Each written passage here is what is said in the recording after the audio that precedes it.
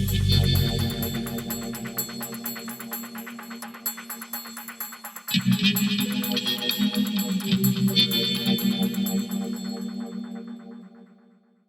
how exciting. Hi, Jamie. Hello, my love. How are you? I'm good, thank you very much. Same. Firstly, you should probably say thank you to Housmans and JKP. Thank you, Housmans and JKP. What an event. What a time to be alive. Gorge, Friday night. Stop it. Are you drinking wine, Jamie? No, do you know what? I'm having a Vimto. I found Vimto in the shop. I'm having a wine. You having a kangaroo wine? Yeah, a yellowtail, but other brands are available. Other brands. I should introduce myself. So I'm a writer and campaigner, and my name is Gina Martin. My pronouns are she, her. I'm going to be here to do this lovely interview with Jamie and talk all about their book, their career, themselves, their life. But obviously we should probably, I'm just going to introduce you because it's impressive when someone else just like lists your achievements. It is quite nice, yeah. Okay, so Jamie Windust is a presenter, model, contributing editor to Gay Times, but most importantly, author of their first book, In Their Shoes, debut book, brilliant book. Look at the notes I've made. And that was just from reading it. Not so just criticisms. Great. Yeah, there's just things I hated. It's perfect. It's such a wonderful book. I'm going to talk all about it today. But what we're going to do is we're going to have a chat about you and this book and everything. And then we're going to do a Q&A with everyone's questions in the question box. I've also got, based on your iWay series, I've done a quick fire round. What? So there'll be a quick fire round. And then you're going to do a reading at the end. Is that right? I'm going to read my own book. Is there anything more narcissistic? No. No, but we love it. It's great. And also terrifying. I find reading my own book in case I mess up or whatever in front of people very scary. I've done it a couple of times and I'm always like, God, did I say that? Am I that funny? I think I did say that. So yeah, we'll be doing a little bit of reading. I'm going to read a bit from the final chapter. Don't worry, no spoilers. But I think it rounds it off quite nicely. So emotional last chapter, that. Indeed. So end of the night, bit of that. If you've got any questions, pop it in the Q&A. Raise your hand if you want. Why not? Who knows how to? Not me. And yeah. Amazing. Okay, well, shall I just go straight in with my first question? I'm ready. Okay, so I was going to send you questions ahead of time and I haven't. So, could be stumped, but hopefully not because you did write the book. So on the whole, because I've written a book and I think people talk a lot about how hard writing a book is, and I don't think you fully realize what it's like until you do it. On the whole, what was the process of writing this book and what was it actually like? Honestly, how did you find it? It was rancid. Cool, next question. No, it's a tricky one because I wrote it in 2019, and that was quite a big year for moi, in lots of ways. Career-wise, I was kind of really getting my feet. There was lots of kind of new experiences that I was settling into as a writer, as a model. I was like, right, okay, I feel like I've got my feet here.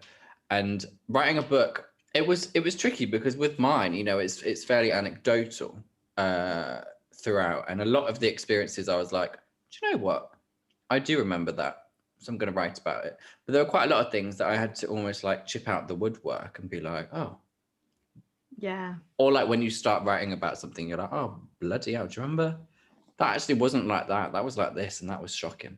So there was lots of that. And I actually went to therapy specifically as well, not to just harbor content, but to be able to be like, bloody hell, all of these things are coming out. Let's chat about them. So I come in a very narcissistic way. Me writing my own life out made me remember my own life to then take to therapy to be able to unpack. So it was quite beneficial. But I guess on the flip side, the real side, there was lots of times where I hated writing. I didn't want to write.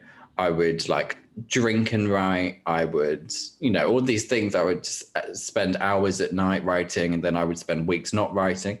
Yeah. It was very tricky because, with a debut, I'm just used to writing like a couple of thousand words sloshing it about and crushing my fingers, let alone like 50,000. So Oh my gosh, yeah. And you think it's going to be like, oh, I've written 4,000 words before, so I'll just do that, right? But like again and again. And you realize that how long did it take you? How long were you writing for? So I was given obnoxiously. Yeah. I was given 2 days. JKP actually very kindly, and I think this is very nice, gave me a deadline of 11:59 p.m. on the 31st of December. No. Which I was like, I remember when they sent that over, I was like, are you joking? And he was like, kind of, yeah, but also like that it's just formality. So I really used that to my advantage to create this dramatic narrative that I needed my book finished by the last minute of the year. Yeah. And yeah, so I had a literal full year, and I didn't actually start. I was supposed to start in January, and I didn't actually start till April because I was like, I don't know how I'm going to start this. That's the hardest part, right? Is starting. You put it off for so long because you're like, how do you start a book? Yeah, I just started in the middle. I was like, I'm just going to start because it's quite segmented. It's chronological, but I was like, I'm just going to start in the middle, and then I wrote the very beginning and the very end last. See, this is the good stuff though, because people who maybe want to write a book or just want to do more long form writing and stuff, I think there's an idea that there's a way you write a book and everyone writes a book the same, but it's quite refreshing to hear you be like, I read the middle bit first and then I did the beginning and the end. Like that's what I did with my book. It all came at different times. It's not actually as linear as you think it is going to be. No, not at all. And I was like, do you know what? Because mine is split up into categories, so like relationships, family, fashion, I was like, I had gone on holiday to Brighton for the week, and I was like, this is going to be my book writing start week. And and at that point in my life, I had been dating, I'd been speaking to people, I'd been like flouncing around, and I was like, do you know what? Dating is in my mind at the moment, so I'm going to start with the relationships chapter. And then as soon as I got my flow, I was like, right, let's go from here. But equally, I did have to then rewrite that chapter because my style from the very beginning, when I started in April, to when I was kind of wrapping the book up, was completely different because I had really got into my flow in that last part of the year. That the beginning felt quite stilted. It felt quite like, hello, I'm Jamie. I'm writing a book. Yeah, welcome to my book. Whereas at the end, I was like, this is a fucking great book. Love this. I'm writing a book. Woo! And then, That's great. Yeah, because it does take you a while to get into your voice. And I found reading it, like it was you have quite a specific tone of voice. I feel like when you write, like you have like the way that you form offhand comments, the little bits of humor that lays through it, even if it's a serious topic, like you have a very specific tone of voice. But it does take a while to find that if you've never written a book before, because I did the same as you. It's like, I'm writing a book, so I guess this is how someone writes a book. And then by the end of 2 chapters later, you're like, oh no, this is how you write this. I'm just me. This is great. Yeah. I always describe it as like I ended up writing how I would speak. Yes. So like it's very, and that's obviously only very works for very specific books. But like, if you wanted to start writing, write as if you were having a conversation with yourself, and just how you would normally verbalize your life. 100%. And read stuff out loud. You realize when you read it out loud that that's actually not how you communicate. What you've written isn't actually how you would speak. You sound like an eBay listing ad, and then you're like, oh right. Yeah, I get that. With this, why was this the book that you felt like needed to be your debut, or like why was this the book you felt like you needed to write now?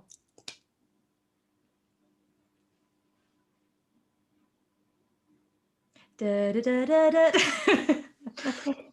Was it, or was it wasn't?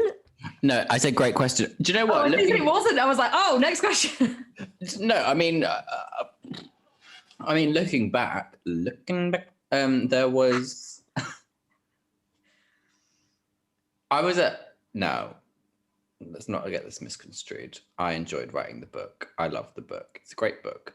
Did I write the book because I wanted to write the book? Obviously. Did I think that this is what I should be writing about? Yeah. I think at that point in my career, I was like, this is what I've been known for. This is what at the time I really enjoyed speaking about it. When I wrote the book, I loved speaking about it. And now it's out. I enjoy speaking about it. But looking back on it, I can be like, okay, I'm very much like, I have it segmented in my brain now to be like, that was a period of time where you were passionate about that and you wanted to do that. Now, if I was to say to myself, would you do that now? Let's pretend I haven't written the book. Yeah. Would I do it now? I would probably say no, because my career passions and my life have evolved to mean that I don't want to have to talk about this. But the book came about because Jessica Kingsley, my wonderful publishers, had real great success with books of a similar ilk that were targeted to a much younger audience. And we kind of almost, and it's quite unique, I think, the way that I worked on the book, because instead of creating a proposal and then going to them and being like, I would love to do this with you, they came to me and were like, let's workshop this, let's build this together, and then you can go and run with it. Which I think was really nice. You know, it's obviously a very privileged position to be in, for someone to almost like poach you. Yeah. And be like, we'd like you to do this with us for a bit. And I was like, okay. But yeah, I think at the time, in that moment in my life, and, you know, now going through history, if people want to read it, there's still a lot they can take from it. But yeah, 100%. And that's kind of what being an author is, right? It's like you're going to write this piece of work that's going to be perfect for that period of your life, and you need to get that piece of work out. And then once that piece of work is out, I think we think these processes are quite quick, but like you say, you wrote yours in 2019, like I wrote mine in a week in like in 2019 too. I wrote mine beginning of 2019. So you did yours very quickly, didn't you? Yeah, I wrote it in 2 months, but I didn't live. Like, I went to the newsagents and like didn't know what to do to the man when he spoke to me, because I hadn't left the house so long, which is good training for now. Yeah. But you write that piece of work, right? And then like a year and a half later, when you're talking about it, you're reflective. You've got it all out. It's like it's the perfect piece of work for then, but it allows you to go into other things as well, which will be whatever book you write next. And this will, you know, it will stand on the shoulders of In Their Shoes, which is awesome. Yeah, definitely. And I think it's very natural, I think, as creatives, as writers, to be able to be like, to turn that thought process into something critical, for you to be like, oh, I shouldn't have written that, or oh, why did I say that? But actually, you know, in that moment when you were writing, it was perfect for you, and it will hit someone. Hit me. Yeah, do you know what I mean? Like, it will resonate with someone, even if you in your moment now are like, I wouldn't really talk about that now. Someone else might be reading that for the first time. Totally. Totally agree. Yeah. You're meeting people where they are each time. And I think probably a lot of authors feel like that with their work, but it's always going to work for someone who picks it up and wants to read it. Yeah. In terms of writing, though, generally, like, you've just you've just taken on a new role as contributing editor at Gay Times. What has that been like for you, doing that new role? And what does that role actually entail? Because I think when we hear contributing editor, we don't fully know what that fully means. What's that been like? Because that's been fairly new for you now. Yeah, so I started that in June 2020, which was really bizarre, because I've worked with Gay Times. I've worked with them kind of on and off as a writer, and I've modeled for them, I'd say, for about 2 years. Kind of as a freelancer, and I really had a great connection with them, and I really resonated with their content and their ethos. And, you know, what I love about them is that they evolve. They're not stagnant. They appreciate the world changes, consumers change, queerness changes, so they change with it. Yeah. And basically, the role of a contributing editor is, I contribute to the editing. No. I mean, basically, but like. Basically, it's. I'll be honest with you, ladies. It's a fancy word for a columnist. Oh, yes, because you've done some really amazing long form pieces for them, and I didn't know whether you were writing as much as you were like editing other people's work, or whether you were choosing content for them, or. So essentially, it's really freeing, because a lot of the time as a freelance writer, I pitch things to places and it has to be at the right time or the right moment. Whereas in my role now with Gay Times, I'm able to almost create the moment. I create the moment. Oh, That's great. So that means that, like, if I really am like, if I want to produce a shoot, if I'm like, this group of people are amazing, they should get a feature. If there's something that I think would work really great visually online, I can basically make it happen, Right. which is really fun. So like, I've written long form. I produced an amazing shoot called Trans Love Stories in lockdown. Lockdown, 50. No, it's lockdown 1. About which was, it was a Zoom shoot, and it was really, really fun. And I got trans couples to kind of just be who they are in their mundane, lovely lives in bed. And that was really brilliant. And then now I'm working on a feature for the next issue, which comes out in March, about queer creatives who have either produced content, stopped producing content. And by content, I mean like their creativeness, like musicians, authors, in lockdown, and basically spotlighting them. Because I think this, In Their Shoes came out in a form of lockdown. So many people are publishing years worth of hard work in lockdown. So I wanted to give them a moment to celebrate. That's such a joy position to be in. Like, if little Jamie, like reading your book about, like, I don't know, taking one anecdote of, working in the department store and like desperately wanting to be in the marbled floor of the beauty counter, and like the way that you were treated there, we won't go into, but like those little moments of little Jamie wanting to do these things and having these ideas and being like shunned away from those things. And then, I don't know if you do this, but I try to do this a lot, although I'm not very good at it. But how often do you look back at little Jamie and be like, oh my gosh, little Jamie would be stoked right now to be in that position, to be able to give people that and spotlight people and just create work that they want to create? Yeah, I mean, looking back, it's really... We can't do events because it makes me laugh too much. Like, it's even funny because I'm just sat on my own in my own house. It's I agree. It's a lot easier, I think, often to say that to other people. And I've found that actually thinking about the book, I'm like, a lot of the things I say in here, or I don't necessarily always do. And it's funny, when I got the Gay Times role, one of my really close friends, I was really stressed about it, and I was like, I'm gonna be shit. And one of my best friends literally was like, turn to page, I don't remember what it was, but she was like, turn to page whatever and read the advice you've written for other people. yes. She was like, read it. She was like, you are capable of this because you've said it here. And I was like, babe. Yeah, she's right.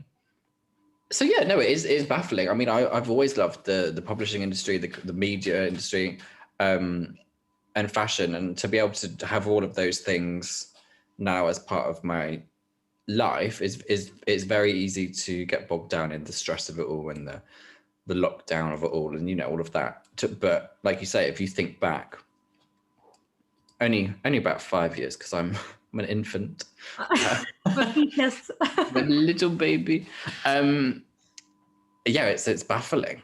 It is baffling. It's huge. Like, it's huge, and you have to keep that perspective, because it's too easy, like you say, to lose that perspective. And then things that would have been like so exciting. I mean, and like the truth is, everything we do that it seems like it's going to be the most exciting thing in the world, when you do it, it becomes your life, right? So it becomes a reality, and there's shit that goes with it. So it is those kind of difficult times and all those critiques of the great stuff you're doing are fair and valid, but also it is important to keep that perspective, because it's just like, you're doing amazing stuff and your work is amazing and your writing's great and you bring joy to so many people, and like there's so many people looking at you and learning and being like, I want to be like them, and like, look what they're doing. But does that as well be the visibility of that? You talk about a bit about that in the book as well, of being so visibly non-binary, and like, how does that feel for you? Is there a pressure there? Do you feel like you're always trying to do what you do for the community and you sometimes need to check out, like especially online? Yeah, definitely. I think that's where I'm at. I'm at now. Is I always felt that if I, like you said, to check out of the conversation or to step back from the conversation, I always have felt like I would be letting people down, or that I am not respecting the shoulders of the people that I am on. Do you know what I mean? Like taking a position that I have taken over the past few years and then to suddenly be like, bye, Yeah. can sometimes feel a bit like, I guess, ungrateful. But I've realized now, especially in the past kind of 6 to 8 months or so, that that's not true. You can't live your life in someone else's shoes. Stop it. Cheers. Cheers to that. Bye, guys. Like I can't. I was living. It's just so difficult to not sound like a knob, but like I was doing what I wanted to do, but I was also only on a path that was other people's expectations. So I was doing. I still wanted to do the things I was doing, but my path was very narrow because I was like, this is what I feel like I'm expected to do here, so I will continue to do this. Whereas now I'm like, burn the path. I'm just like exploring so many different angles, like with writing, with presenting, with hosting. You know, there's lots of avenues where I feel like I can have fun, be myself, and show more personality. I think a lot of people see me and they're like, you must have a lot of personality. And I'm like, well, maybe, but I don't really feel like I've got to show a lot of it over the past 2 years because I've always felt, like you said in the question, pressure or expectation to say the right thing. Whereas now, I really don't care. And if you've been watching any glimpse of my social media stories recently, you will know that I genuinely do not care because I'm just making soup. Which ironically makes it better. Well, this is the thing. It's absolutely classic, isn't it? When you try really hard in something and you're like, please like this. And people are like, and then you're just like living your normal life and people are like, I love you. Yeah. And you're soup. Yeah. That's what we need more of though, isn't it? But it's hard to do that, like, especially when you've created, I guess when you've come up into a position where, and I have a bit of this where I kind of am in the position I'm in because I wanted to make people's lives a bit easier and talk about things that are important to me. So the sense of community is like key. Like if I'm up here talking about shit, but it's only about myself, then what the fuck am I doing? Like it's all about other people. That's the whole point. So the moment that you have to draw a bit of a line in the sand or go, oh, not for me today, or like, I'm going to leave for a couple of days, it feels like a betrayal because your whole existence on this platform is about people and community. But I think like anyone who's actually in that community and cares about you realizes that actually, like Aja Barber said one time on Instagram stories that I will get on a pillow, that if you're not going to quit, you have to learn to rest. Like you have to, and rest can mean not just rest, but just like take time away and like figure out what you want to do. Like you can't show up if you're not doing that. You're going to be constantly showing up as you think you should be instead of what you just want to do. Yeah, precisely. And like, I think it's important for me to caveat that by saying the community and the queer community and the trans community are always going to be at the heart of what I do and what I facilitate with Gay Times. You know, a lot of the conversations that I'm doing there, like you've just said, are me stepping back and being like, let's bring all of you people together. You know, as I wrote about in the book, I was an incredibly shy child. No, shy child. Shy. A shy child. And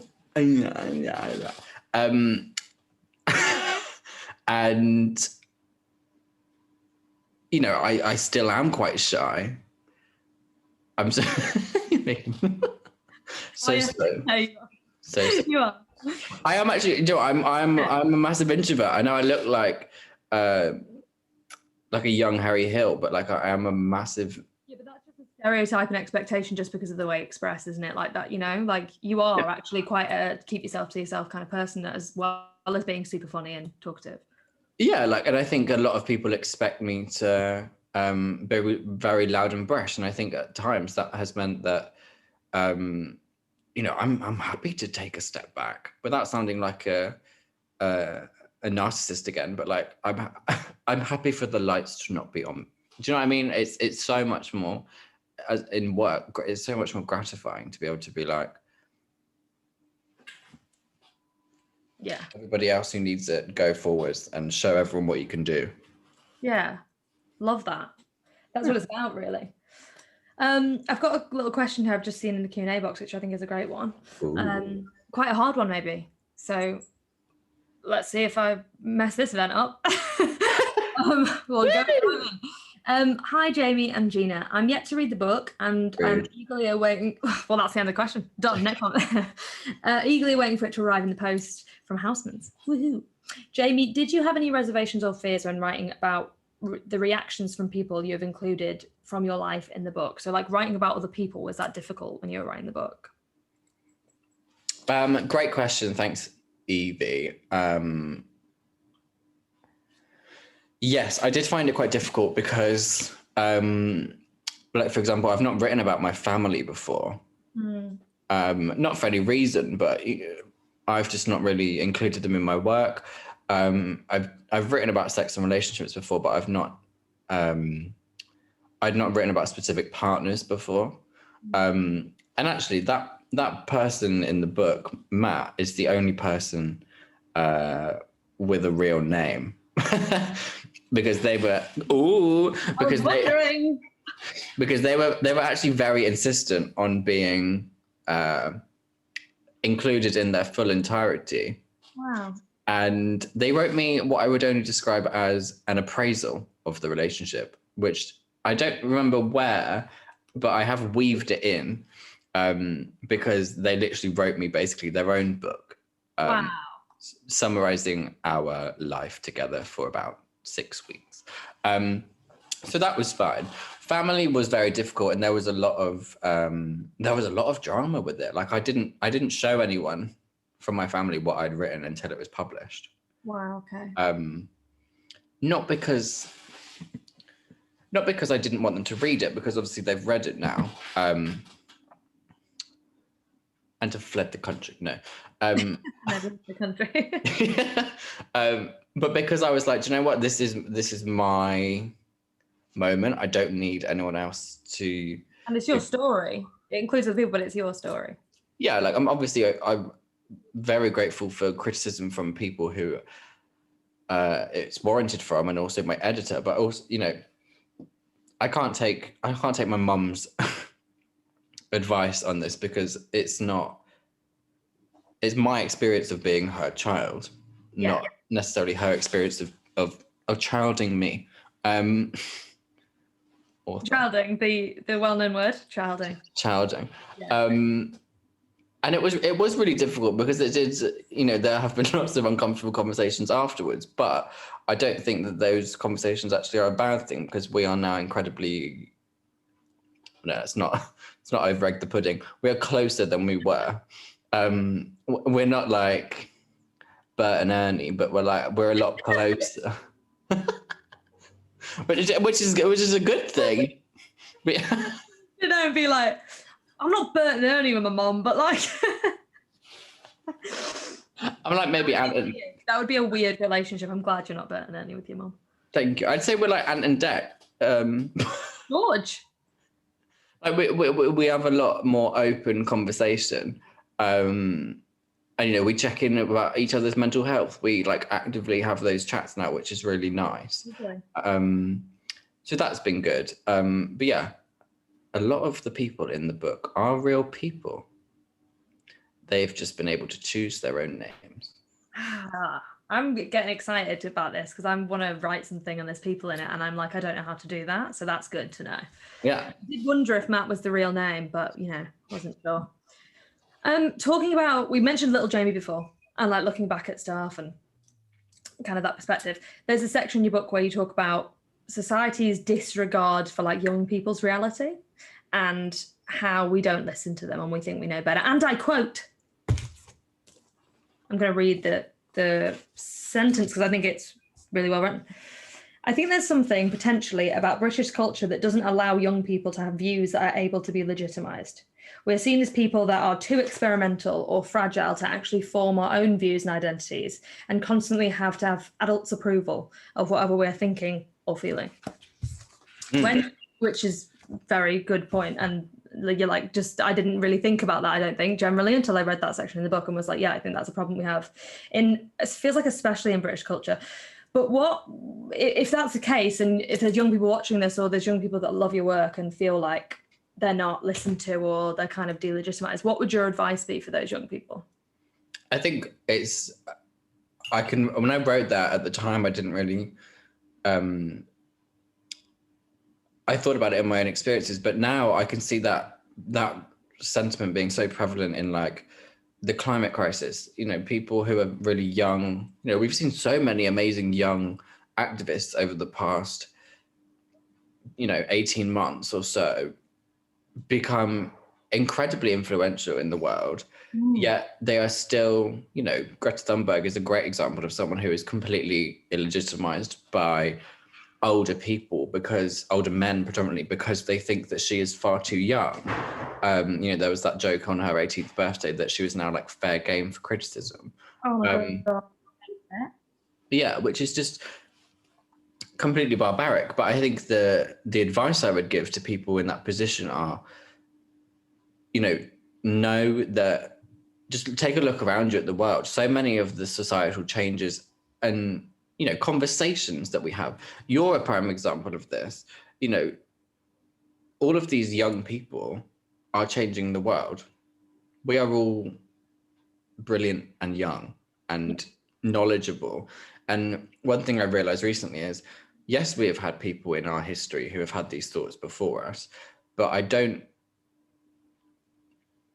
feel like there has ever been a time where there has been such a collective group of really young people who have the ability and knowledge to change the world in as many ways as we do now, in terms of technological advances, societal advances. Like it's like it's in your capabilities. I know that's a bit like flimsy to say, but you are living proof of that.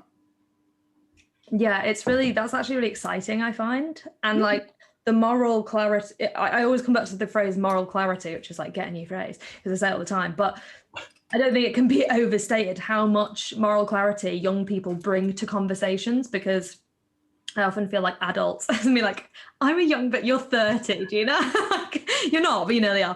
But like Gen Z and stuff, like the moral clarity they bring to these conversations, where people in my generation and above have been fed information and just conditioned out of these kind of very simple moral discussions about human rights or about humanity. Like, and kids and young people just have it. They haven't been ruined yet by all of the bullshit in the systems and all of the kind of, if you do this, I'll get this. So like, it's really exciting to see young people being able to organize and do that stuff. It makes me really upset when people delegitimize them. And I think that sentiment in your book, although you are talking about a very specific community of young people, I think it taps into a lot of how young people feel, although it would be compounded for young non-binary people. Yeah, definitely. And I was speaking about this recently on my social media about, don't get too excited, but thinking about like book 2 and thinking about like all these exciting like things that I wanted to discuss. And I was like, I got to a point where I was like, actually, hold on, Jamie. Are you too young for this? Like, are you too young to be writing a book on these topics? Do you need to live a bit more? And I think that, that showed me two things. The one thing is, sometimes maybe that's true. There's nothing wrong with admitting that.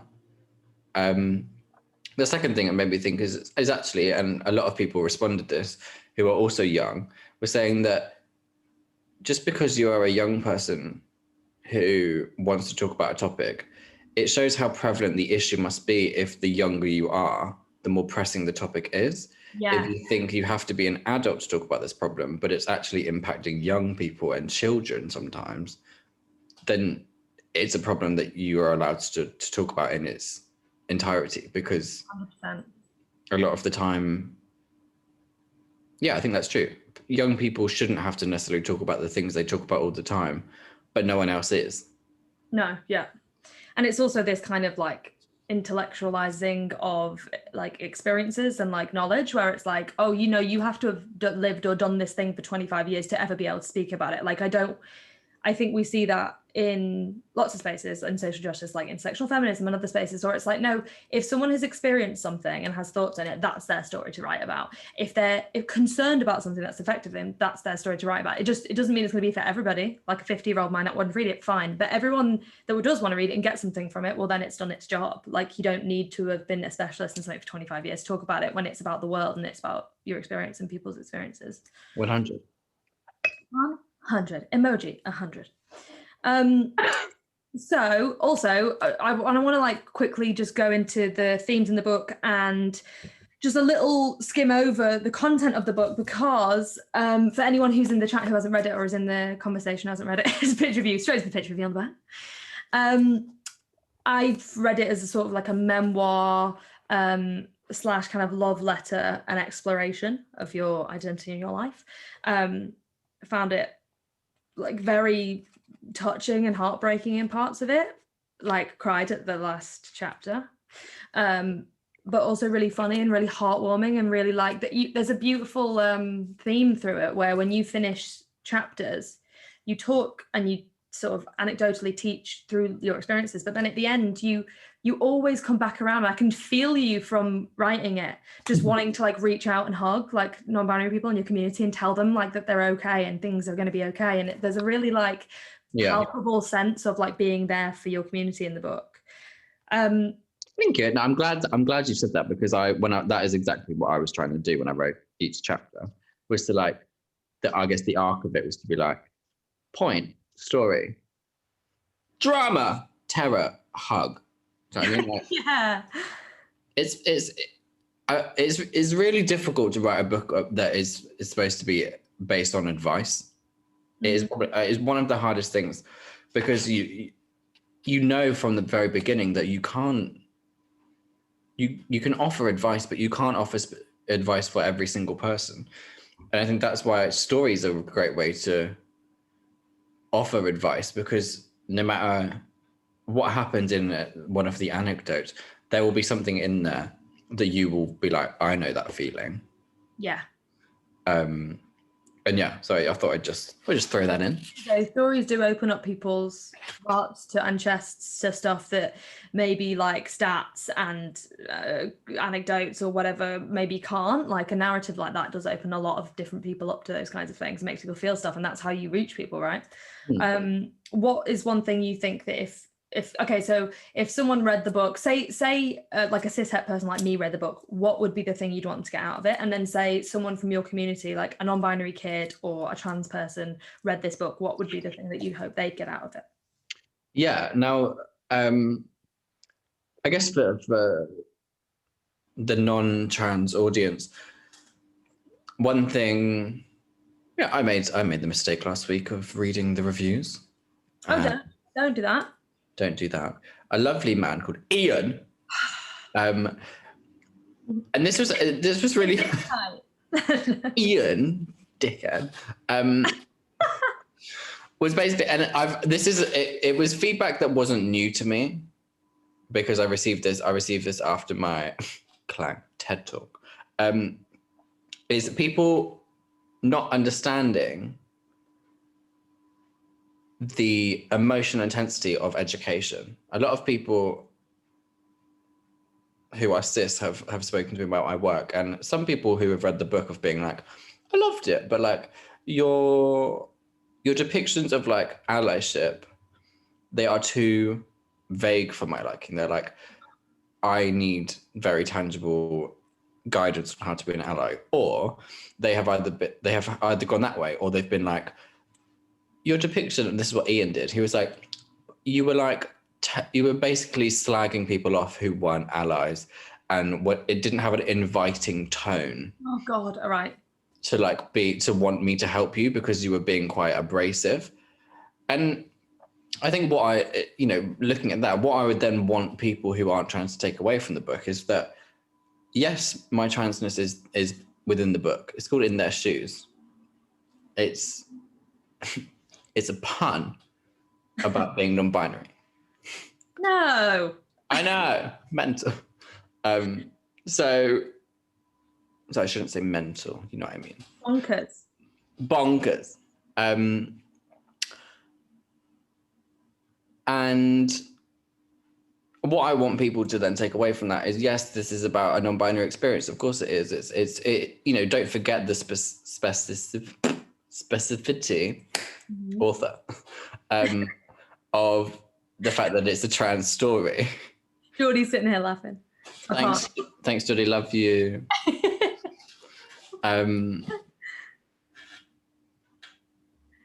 Go on. Yeah. It's a specificity.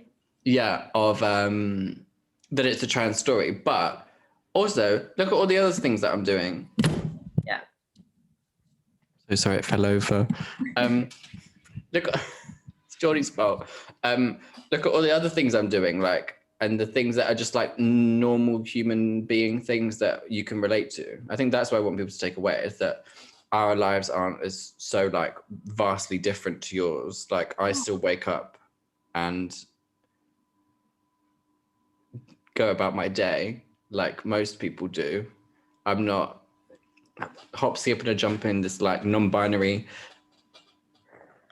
crazy existence. Yeah, like is that like it's a book about humanity when you when you break it down, like the conversations, the moments, and the anecdotes, the crying on the, you know, box of what are those undergarments called?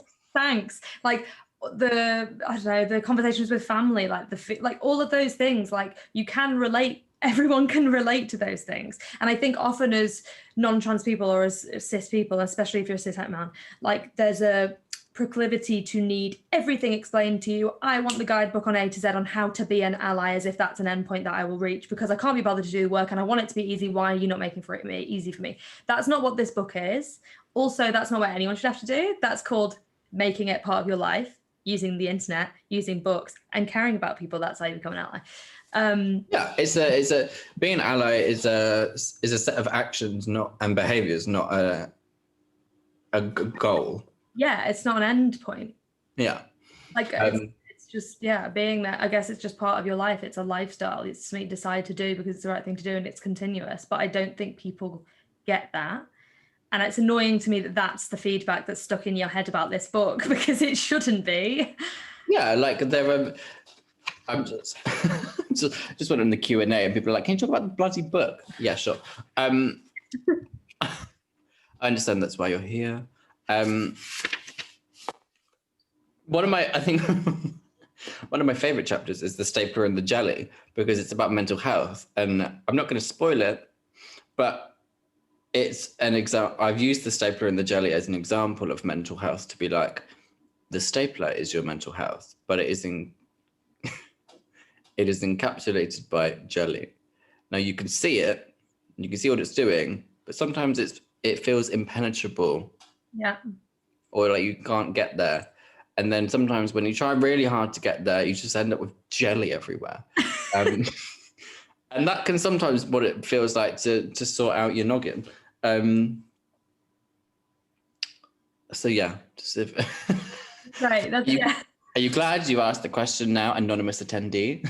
No, thank you. I do appreciate that. But there's a lot in there for people to get out of it. And I don't think that actually depends on your identity, what you get out of this book. I think if you have the ability and you come back to constantly in this book, you talk a lot about empathy and compassion. That's like a theme throughout the whole book.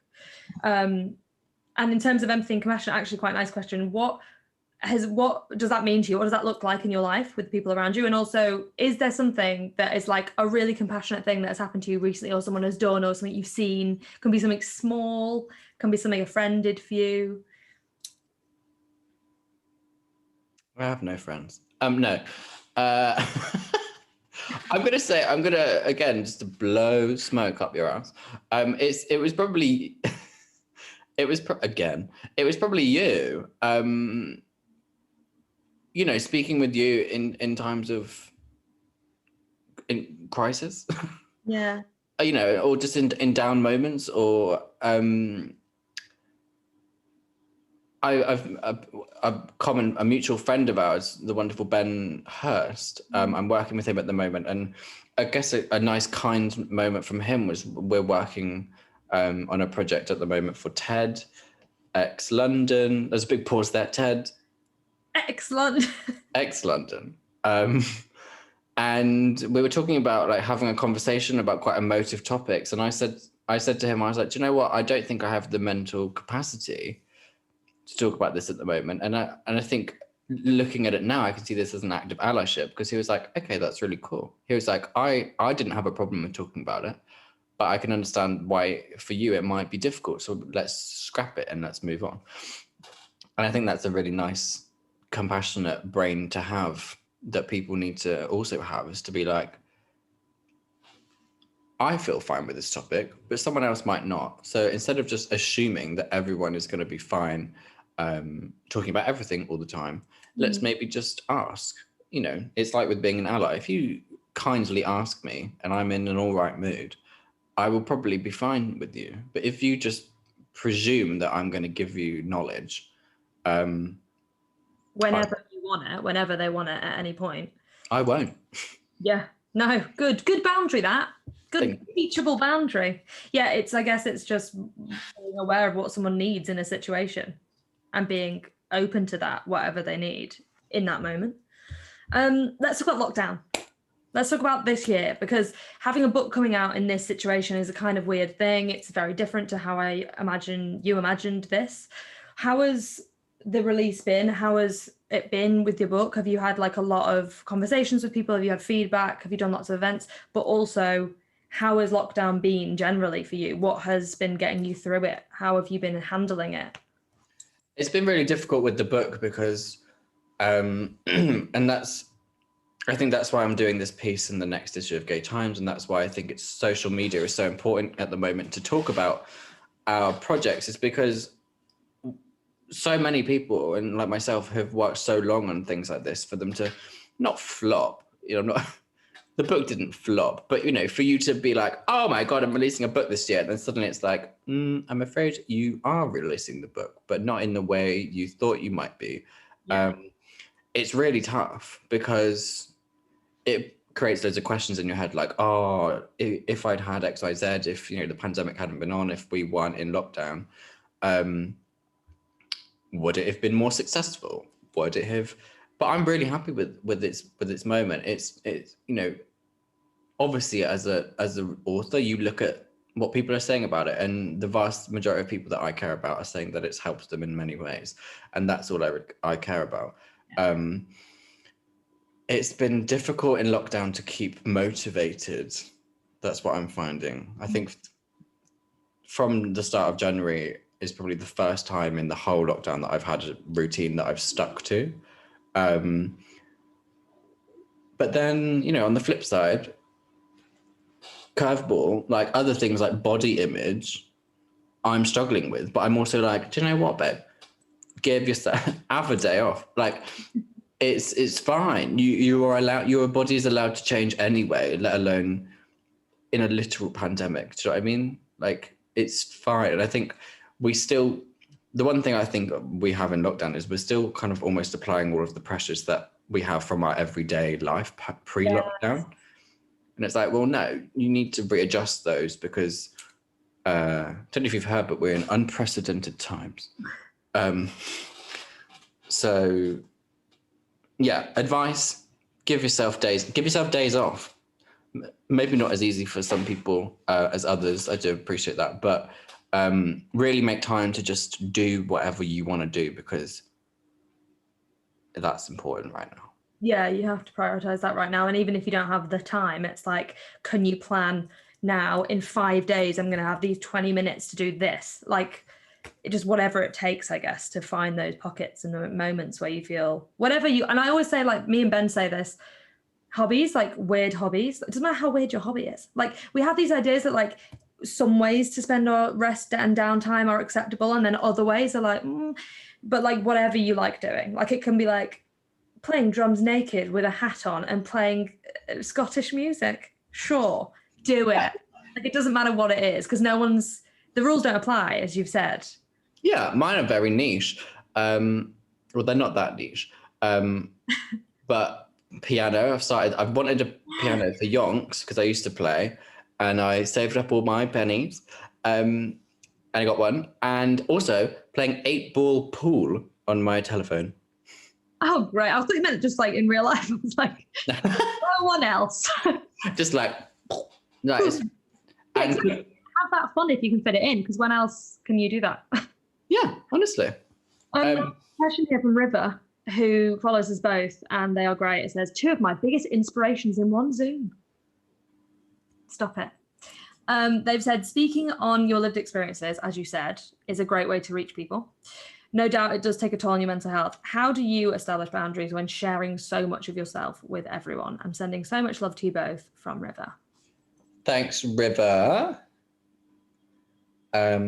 Great name. I know. They're really cool as well. Really cool. Yeah. Great question. Boundaries. I've been thinking about those a lot at the moment. Because I find boundaries in work very easy. Right. Like, for example, I won't name names, but someone was very rude to me the other day because they asked me to do some work in a DM. I said, thanks, love. Sorry for the delay. Can you pop this in an email? They just replied, this isn't work. And we're like, don't worry, I'll ask someone else. So I think for me and things like that, I'm like, do you know what? I can set a hard boundary. When it comes to like emotional boundaries or people boundaries, I find it quite difficult because although I like my Jamie time, I like to be there for people. I like to help people. I like to, if someone wants to chat, I will most likely chat. And I worry about letting people down quite a lot. Which is, again, relates to back what I was saying at the beginning about my work and how I'm letting those things go. I'm realizing now that setting a boundary with someone isn't harsh, it's kind. Because if the other person takes it as harsh, then I think, sometimes that could be their problem. And that's actually how I've had friendships naturally decay. Naturally decay. What a beautiful visual expression. Thank you. Because they've basically been very gaslighty or accusatory when I've started setting boundaries with my life with them, and they've fallen by the wayside. Because they're like, Jamie's too big for their boots now, or Jamie's shoes. Yeah. Or like, oh, you're not doing this with us. Why not? And it's like, I'm playing 8-ball pool. Okay. Things like that, where I think that's really important. And you can't let what other people say about your boundaries dictate whether or not you should have them. Yes. You should just try and have them. There's that phrase, isn't there? That's like, the people who get angry about you setting boundaries are the ones that benefit from you not having them. Yes. That's very true. Manipulative people. Yeah, and if if people care about you and you're like, I can't do this conversation right now, or I can't do this thing right now, or I'm going to need more of this from you, or I'm going to need more space, or whatever. The people that care about you want you to be happy and want you to be healthy and fine. So they'll generally respect those things. I mean, I think of any of my close knit friends, and if I was like, can we not talk about this when we see each other because it's really, I'm starting to struggle with it, and I don't need your opinion on my work every time I see you or whatever. Most people would go, God, you know what? I'm so sorry. I just want you to be happy. So that's fine. But if someone isn't like that, then that's a bit of a red flag, isn't it? In your friendship group or your family. Yeah, no, fully. That's me my red flag. And it's almost like you say, those are the people that benefit from you not having them, because as soon as you set them for yourself, people are like, Alda, what's going on here? I love a good boundary. Like, for example, like I've started giving myself days off. I never used to do that. And I've like with my manager or with my boss from Gay Times, I'd be like, I'm actually having a day off, because I was like, everyone else around me was always having these bloody days. I'm not having one. Let's have one. I have one today. and I didn't do a lot. Especially when you work for yourself, you actually have to make those things happen for yourself because no one else is doing that. You're not getting the bank holidays or the May days or the weekends off or the whatever like everyone else. So you have to set those things in for yourself. 100%. There's a really beautiful question that makes me like tiny cry. It says, it's from Natasha. And it says, hiya, non-binary teacher here. Is there anything specific, big question I know, that would have been helpful for you whilst you were in secondary school? Kiss, kiss, kiss, kiss. Hello, Natasha. Do you know what? Not a shameless plug, but a shameless plug. My, in a disgusting turn of events, my old school has actually just stocked this in their library, which is fun. Yeah, it's a bit weird, but not fun. In the corner, I used to cry. No, I'm joking. But I guess I'm just going to reread the question so I don't get it wrong. Specific, yeah. I guess just having one thing that I write about in the book about when I was at school that I didn't have was, and this is quite a vague phrase, but like this access to knowledge. I talk about how I didn't have. I didn't have it. I didn't have it tangibly. I didn't even know. The like paradoxical thing about it is I didn't even know I didn't have it because I didn't know it existed. Yes, yeah. But I was like, So I guess that, like, obviously not just my book, but like having books on gender and sexuality and race and all of these things just available, I think is really important because, you know, some might say you're pushing an agenda. Fine, push away. You know, just having it available. So if someone wants to explore that, they don't feel ashamed by it. They don't feel it has to be something that's closed off from other people. They're not like, oh, hello, do you have the book on being trans? It's just there. You can take it out and you can rock and roll with it. I would also say, just like, I had a lot, I didn't write about these, but I had a lot of moments with teachers at school that I now look back on as very formative, like teachers pulling me aside and being like, I had one teacher who pulled me aside and I didn't really understand at the time, but she was like, don't ever change for anyone. She's like, you're brilliant as you are, don't ever change. And I was like, okay. Cool. We're like Justin Bieber fringe, like, yeah, okay, cool. But now looking back, I'm like, that was really nice. So I guess having just boundaried but open dialogue as a teacher is really important, because for a lot of young people, they don't necessarily have family to go to. So a teacher is their next port of call. You could be the cool teacher. Oh God. So many great teachers. They are formative, those conversations, but also just certain teachers you remember for the rest of your life for how they made you feel. 100%. Yeah. Maybe wear something jazzy. Okay, so wear something jazzy. Open conversations, stock your book and others. Stock my book and look like me, and you will have a great schooling experience. Amazing. In terms of like after, I mean, I know you're thinking about a second book and you've got ideas for a second book, but in terms of your career, and I sort of hate this question, but I also do want to know it personally from you. Like, what does your career look like in the next, in the future, in the next 10 years? Is there something you really want to achieve or something you think, God, if I could do that, I would have been like, that's what I want to do for my community? Or are you not really like that? Do you plan 5-10 years ahead, or do you just go with the flow and see what happens and see what things you want to explore? I think I've noticed more recently that I am able to, for example, in the past 6 months, I've been able to be like, what do you really like doing? Yeah. Let's try and do that. And by getting rid of that expectation path and just opening myself up to lots of other things that I enjoy, like presenting, like hosting, like writing that I've always loved doing. I don't feel as scared by this, like, what are you going to do in the next 5 years?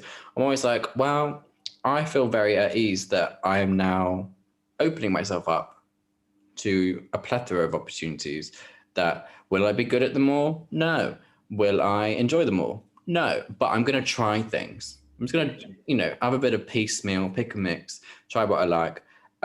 Try before you buy. Don't use Klarna.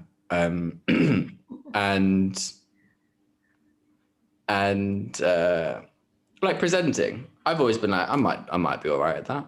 Yeah. Someone once told me I reminded them of Graham Norton. Fine. And great. And I ran with it. And I really enjoy it. Like the series that you mentioned, In Their Shoes, with me for I Weigh, which is off of, Jamila Jamil off of T4, was really fun because I was like, I get to be really silly with people that I most definitely fancy. And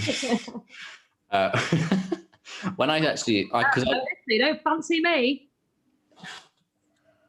Do you know what? This is behind the scenes too. You were mentioned many, many, many times in the episode with me and Ben, and they chopped it all out. I know. Don't worry. I believe you. And also, I don't mind I was mentioned, so I was just making a joke. It's misogyny, that. Isn't it? And yeah, I'd really love to do more presenting. So funny. And that was a beautiful series to expand off the book as well. That was awesome. You should go, if anyone hasn't seen that series, go to YouTube and watch the In Their Shoes series on iWay, because it's a great accompaniment to the book. Thank you. Yeah, and I feel a lot more relaxed in being able to be like, just do. And again, I will just caveat with this is obviously a very privileged position to be in, but I enjoy my role at Gay Times. That gives me a lot of freedom. I enjoy dipping my toes into new industries. I enjoy being able to write. I enjoy playing 8-ball pool. All the good stuff. And that's it. That's a healthy way to live, is to be like, I'm going to try this stuff and see what I like. Because I think we often find, or especially because of school and stuff, you think you have to, okay, I'm going to do this stuff I'm good at, and I'm going to be really, really good at it. And you're so focused on being good at something, you're not necessarily focused on what you're actually enjoying and what you're getting out of stuff and how it makes you feel when you're doing it. So dipping into different stuff and just trying before you buy and get more free. Don't use Klarna.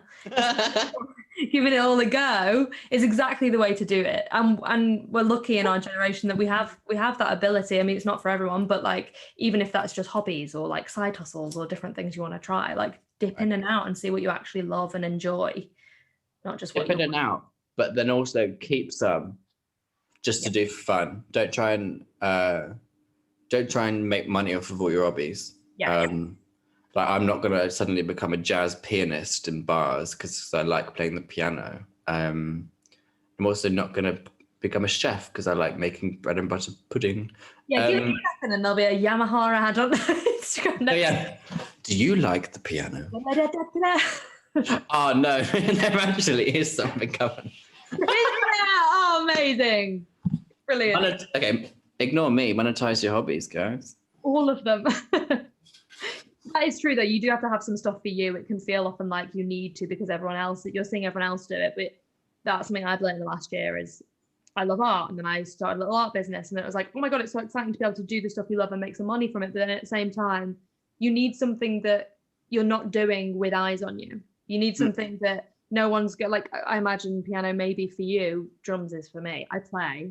Apart from my dad who teaches me, is like, you're fit. But like, I play and it's fun and no one's going, when are you next playing? Or can we get you to play this instead of this or whatever? Yeah. Having that stuff for yourself and having something that's for nobody else, that's healthy stuff, I think. Yeah, I love it. I don't care what I sound like. I don't care if I'm good. I don't care how long it takes me to learn. I'll just sit there in my dressing gown and do it. Isn't it hard when you get, like when I get a groove down, or when you get a little riff down, you're like, I should show everyone immediately on Instagram. Yeah, and I'm like, right, prop the phone up. Yeah. Get the phone out. Look at me. Yeah, but yeah, no, it is difficult, isn't it? But what can I say? We're both just, very naturally charismatic people. We're very musical, clearly. I'm just looking through some of these questions here. I'm wondering if there's any that I should also ask. Not from anonymous attendee. I think we've answered that one. Yeah, go on. Someone said thank you. Natasha said thank you for answering my question. It's really helpful about the question about being a teacher. Okay. Someone said, what are your thoughts on unisex clothing? I think I know the answer to this.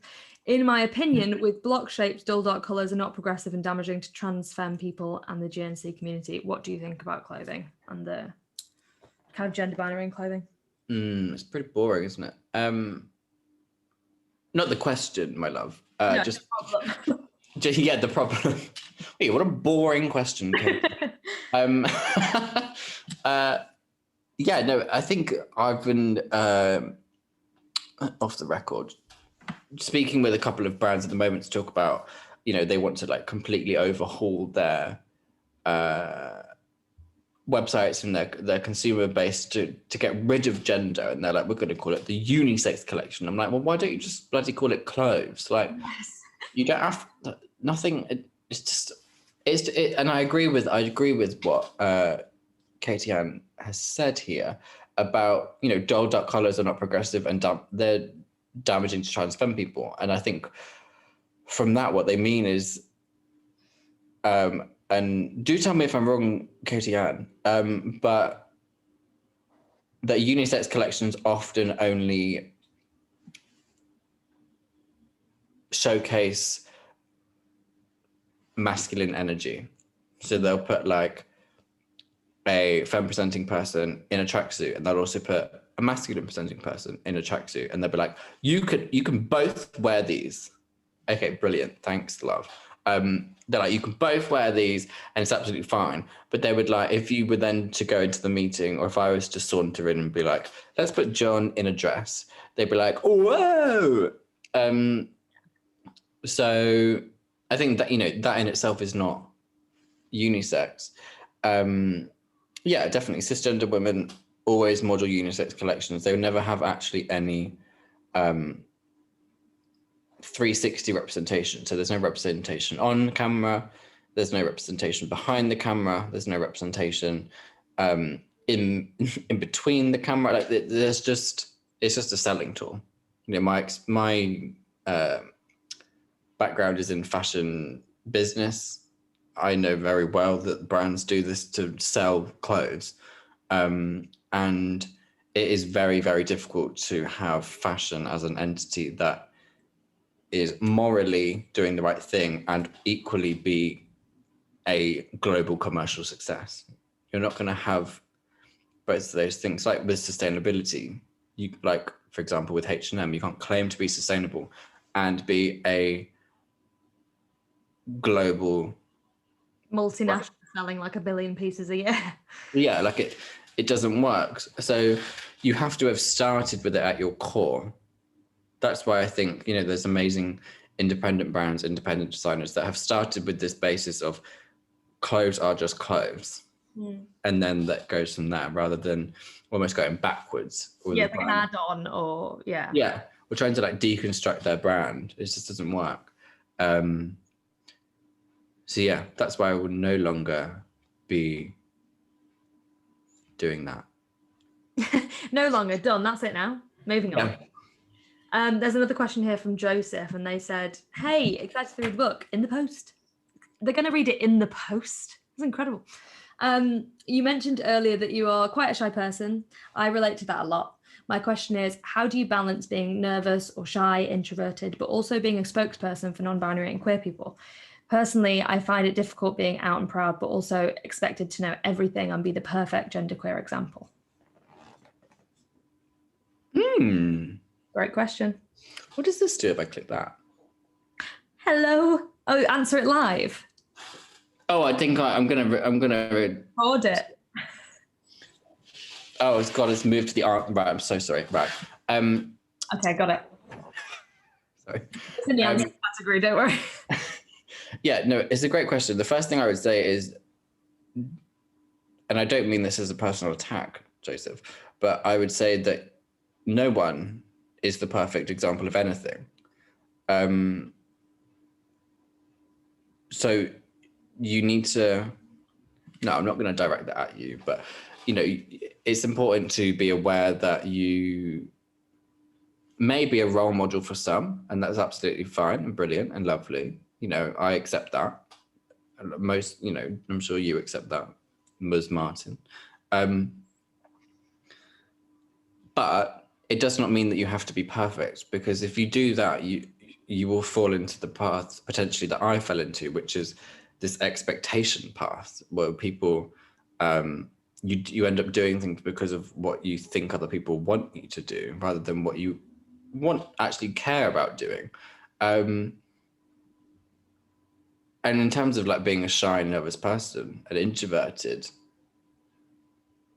what I found was actually, although I was in these, fairly high profile situations, like speaking to lots of people or being on the bloody news, it made me even more introverted, because I was really, it's a very isolating experience. Because there's so much pressure, there's so much stress. You're like, what the hell? I'm going on the news. And you're alone in you're made to feel quite alone when you are exposed like that. I don't think people realize that. It looks like you're doing this big thing. Well, it's very actually nerve-wracking and very lonesome. Yeah, massively. And then you also have a lot of criticism. You have internal criticism. You have people weighing in. You have the bias from wherever you're speaking. For example, if I continue the news example, like there's so many things that actually just push you back into yourself, because you're like, what's going on? No one else is going to understand this, so I'm just going to keep it all bottled up. So I'm not saying don't be a spokesperson, but I'm just saying if that's what you want to do, and you want to be a vocal change maker and an activist, or you want to be the change, you can do that whilst remembering to continue doing what you love. Don't strip it back and just do what you think people will want you to do. Continue to do what you want to do whilst being a spokesperson, because it is possible. I think that's the thing. I've just decided, not for me, but for someone else, they could be like, sounds right up my street. There's an opening? I'm swooping it. Yeah. Take over. Take it. And there's also this assumption that I feel like anyone who's in a spokesperson's role or like a visible role is super confident, super out there, but or you have to be that. You have to be a certain type of character. Like the reality is like introverts do like amazing work. Like a lot of spokespeople, writers, like highly visible people are shy introvert people. Like you don't have to change yourself and try and be this like, whoa, hello, to do that. Like we need to see probably more introverts doing that, so we see ourselves reflected in stuff as well. Yeah, like, I sometimes I wish, and this sounds really like knobby again, but like knobby. I call that, but I didn't want to say it. Sounds well knobby. Well, knobby. But like if people could see us in the moments before the photos were taken, before we were on camera, before before I was here. Yes. Do you know what I mean? Like, I was like playing 8-ball pool. Like, I was actually clearing black mold out of my bath. Oh, no. It's actually really fun. The things like that where it's like, we're just like regular Joes that end up being thrown into like very surreal, incredibly bizarre situations that then people see us in, and they presume we have everything together and we know exactly what we're talking about, and we are open to constant, unwarranted criticism. Yeah. And it's like, no, I always think that about like when I did the TED Talk, I went and did it, and then this, that evening I went home and had like a pot of noodle. Do you know what I mean? Like, you just go back to your life. Yeah, there's like these kind of flashes of something you have to really show up for and really work and put so much work into it, and everyone thinks it's amazing, and then but everything else is just the mundane like it usually is. And so it's like, I think people think anyone who does this work or is visible like this is like doing, like knows their shit and is super confident and is just like, I want to go out there and take on the world. And actually that's not what it's like half the time. No one's like that. No, massively. And especially like with us, when your work is so emotional, most of the time you when you finish a big piece of work like that, you just want to not speak to anyone for weeks. You're like, don't bloody speak to me. Yeah, 100%. I did an event, Edinburgh Book Festival, like last year for my book, and there was 2 events in a row, and I was learning my TED Talk at the time as well. And my sister and my mum came, and I did this like the New York Times room, so it was like 1,000 or 500 people, and I was like, ah, and I'm like reading a passage from my book, and I'm like crying because it's so emotional, and then I'm talking about this stuff for an hour and a half. Then I did another event, and then I did a signing for about an hour. And we went back to my sister's flat, and she was like, oh, I forgot my keys. And I was like, ah! Like lost my mind. I was like, no, like so emotionally empty, just so frustrated at everything. Like the feeling that I get like when I'm on my period is like a plant pot falls over and I'm like, the world is ending. Like I was like that. I was like, everything's a stress. I can't talk to another person, that I'm empty. And we went and sat in this pub, and my sister was asking me questions and mum was asking me questions about the event, and I just went, just shut up. I hate everyone. And these 3 guys walked in, and I was like, I hate them. I just want to be on my own. And I just started crying, and it was just like all this emotion that I just laid out for everyone to see, and all these questions people had asked me, and people had been giving me all their trauma and all their stories, and it was just, your brain is just like, this is huge and too hard and everything's too much, so you just become a bit of jam afterwards. Yeah. You're like, I'm done for the year, bye. On the floor. Yeah, no, it's true. It's, and like, I will be as bold to say that hatred for everyone is universal. Trans, cis, I will not want to speak to a single soul. And it's so natural. Think about it in your life. Like, we all do it. If we're like exhausted by something, we're like, go and put the phone in the other room, and you're just like, I need a break. Yeah, God, we make our lives sound so. But I think it's important to talk about it, because it is like, I think it's hard to imagine when you're not in it, like, but if you imagine how you feel exhausted when you're at a party and you want to leave because it's just too much, and people are, and oh my God, and then, there's a guy there that you know, or there's a woman there, or there's someone there that you used to date, and you're like, oh God, and then you want to leave and you're just zapped of energy. But imagine that with like hundreds of people, but online every day. And like, so taking that space away and your mental health not being good, or like needing time away from that is kind of psychologically, I think, very normal. And I think if the more that we all understand that, probably the better and kinder and more space we'll give the people that we look up to. Right. Because with activists, there's the last little flurry. Like with being called an activist, you are under such, and I know I don't like that label, and I shed the label.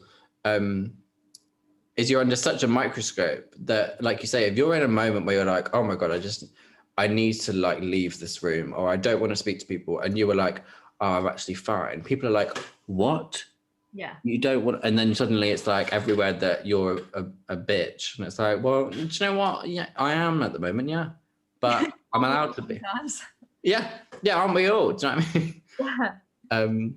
Is it time for my reading? Yes, I'm going to quickly ask you 5 or 6 quick-fire questions. Oh yes. Answer with one as quick as you can, short word answer. Okay, ready? Let's go. Soup or sandwich? Soup. Name of your next book?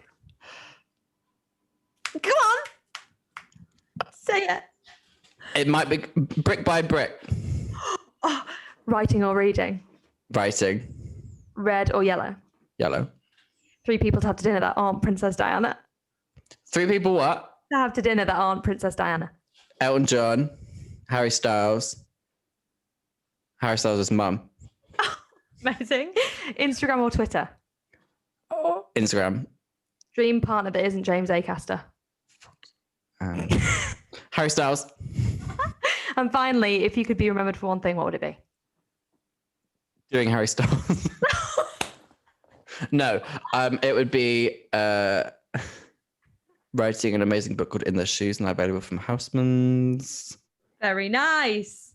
Okay, so Jamie's going to do a little reading, and then I'm going to sign us off for the night. But thank you to everyone that's joined. Hello, everyone. I do it as an ASMR. Yeah, you have to do some spit noises when you read. If you could read and do some ASMR, that'd be great. Ooh. Right, so I'm going to read. Gina, don't cry on me, please. I'm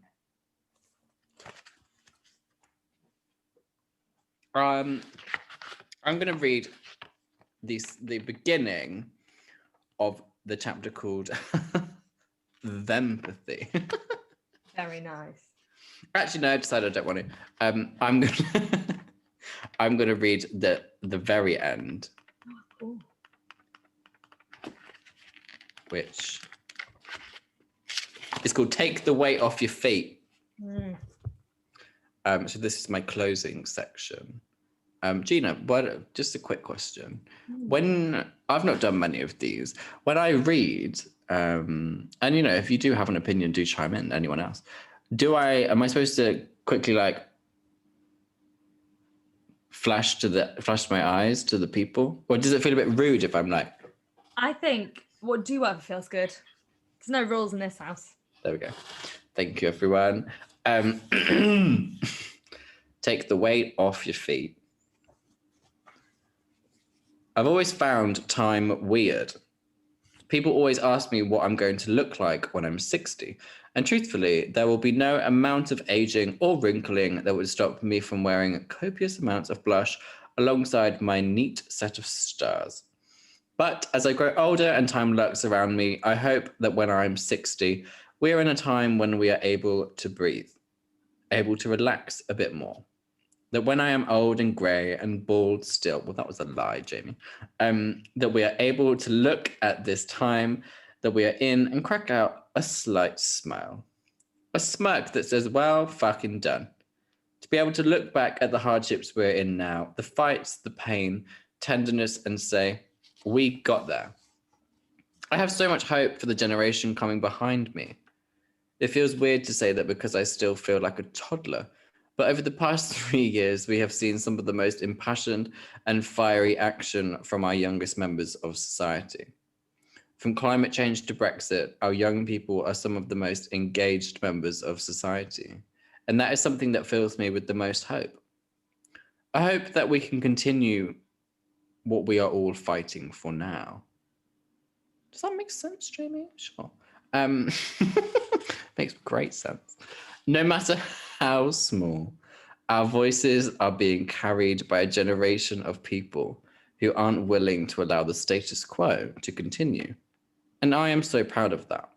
So proud of the young trans people who exist in the world, not allowing their futures to become filled with mottled memories that will stay with them forever, but knowing that they are fully invested in preserving and highlighting their truest sense of self for the rest of their lives. That's nice, wasn't it? Really nice. Oh, email for Gina. Oh, God. Sorry. For me, self-appreciation and self-celebration is something I am fervently going to work towards. I've just started therapy, and it's been like someone tapping me on my glasses and saying, excuse me, take care of yourself, you're precious, allow yourself to take care of yourself sometimes. Just readjust. My first therapist session was absolutely terrifying and consisted of me sitting opposite a man that I definitely decided that I fancied and having to just start talking about my life rather than being quizzed on it, as therapy is depicted in the films. I also felt so bad for speaking about myself for an hour that at the end I apologized for not saying, and you? Something about your life. I still do that. Something about your life, your hardships. Oh, hi everyone on Gina's Instagram story to apologize. I'm sorry, I got distracted. I'll do it properly now. No, I'll do it properly.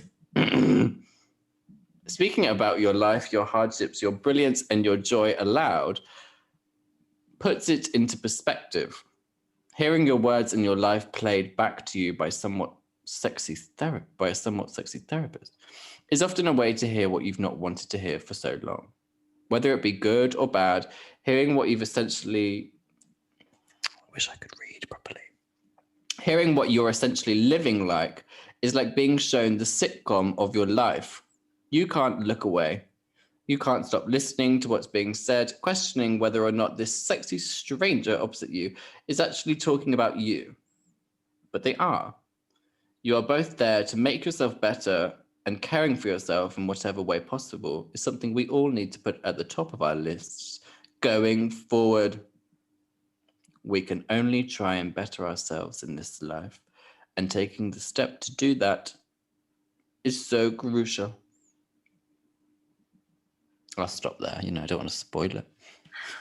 Lovely stuff. Sorry, I got a bit fandangled there, everyone. It's only the second time I've done a reading. Yeah, it's a interesting experience doing a reading from your own book. It's an awesome book. Everyone go out and buy it. Support Jamie's work. They do brilliant work, and they're a brilliant writer, and it's funny, it's heartbreaking. You'll learn a lot from reading it. It's really, really wonderful. So go out and buy it. And yeah, thank you for joining us today. We've loved talking to you. We've loved talking about this book. We've loved talking about Jamie, and it's been a lot of fun. You can get Gina's book soon at Housmans too. It's called Be the Change. It was written very quickly, but very thoroughly. Why don't you get both of us? Treat yourself. What else are you going to be doing in lockdown? Learn how to take action on things you care about, and learn about non-binary life and humanity and being a good person in Jamie's wonderful existence. Thank you, everyone. I'm going to tap out, but it's been a lovely event, and thank you very much to Housmans and JKP for helping us out, and Housmans for having us. Thank you, Gina. I love you. Bye. Bye. Oh, I've got to leave. Bye.